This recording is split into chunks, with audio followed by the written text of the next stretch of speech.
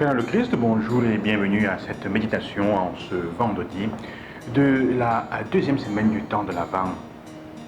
Dans l'évangile qui nous est proposé aujourd'hui, Jésus, disons qu'il enseigne en faisant un jeu que les enfants faisaient souvent sur la place. Il mimait des noces ou il mimait des funérailles et il fallait rire ou il fallait pleurer. Mais Jésus utilise cette image pour parler de l'effet contradictoire de deux attitudes, une attitude que nous avons en face de la manière avec laquelle nous concevons la joie. Souvent nous vivons d'une fausse joie, ou alors parfois on ne se concède pas la possibilité de vivre vraiment la joie parce qu'on la considère trop, on se considère trop au sérieux. Qu'est-ce que je veux dire? Il dit, Jean est venu, il ne mangeait pas, il ne buvait pas, et vous avez dit qu'il était possédé. En fait, l'attitude de Jean-Baptiste est venue dénoncer ce qu'on peut appeler, l'approche de Jean est celle qui dénonce ce qu'on peut appeler les joies feintes, apparentes du monde, qui manifestent un style de vie, qui dit un style de vie, un style de vie où on a l'impression que les personnes qui vivent, cachent en fait dans ce style de vie une mort très profonde. Qu'est-ce qu'on peut dire encore davantage? C'est-à-dire que les personnes qui apparemment ne manquent de rien dans leur vie, elles ont presque tout, semblerait-il, mais leur vie est remplie d'angoisse, d'insatisfaction, qui en fait parfois se transforme en un désir profond de mort. Vous voyez des personnes qui semblent avoir tout, mais qui sont comme obligées d'être toujours en train de rechercher des plaisirs éphémères, en boîte toutes les nuits, tous les soirs, tous les week-ends, à bousiller des sommes d'argent apparentes. Des personnes qui semblent avoir une vie bien, elles ont rempli leur vie de poche, elles ont l'homme qui leur donne ce qu'elles veulent, mais elles sont toujours en train de vivre dans des excès.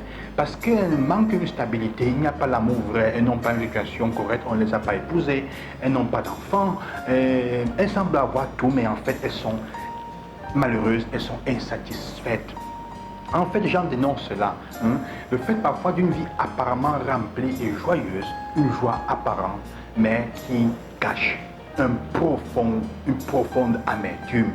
Des gens qui sont dans de grosses sociétés, qui vivent dans de gros salaires, mais qui sont remplis, qui ont mis les mains dans des réunions ou dans des rencontres de loges et toute une série de choses où leur vie est hypothéquée. Elles ne peuvent pas, comme je disais, avoir d'enfants, vivre bien, être libres d'elles-mêmes. Il faut qu'elles soient toujours soumises à des conditions. Joie apparente et en fait remplie, au fond, une vie de mort, une vie malheureuse, si on peut dire. Jésus, maintenant, avec son attitude, dit en fait, et vous d'autres, et vous les autres, comment dire, c'est une approche apparemment contraire à celle de Jean, mais il dit, votre joie, en fait, comment dire, il annonce une joie qui va au-delà de la tristesse. Une joie qui va, malgré la tristesse, on a la joie. Malgré les souffrances, il y a la joie. Malgré les blessures de la vie et les angoisses que ça peut porter, on a la joie. Mais il y a des personnes qui sont tellement énervées qui disent que, mais peut-être parce que tu ne connais pas la souffrance et la sérénité de la vie. Elles pensent que Jésus, la joie qu'il annonce, annule la sérénité, l'aspect sérieux de la vie. Dans tous les deux cas, il y a un refus de Dieu, il y a un refus de ce qui est annoncé. Il y a un refus d'une conversion du côté de Jean et il y a un refus d'accueillir la vraie joie parce qu'on est parfois accroché à nos angoisses, à nos morts, à nos dimensions de souffrance qu'on ne veut même pas voir la joie.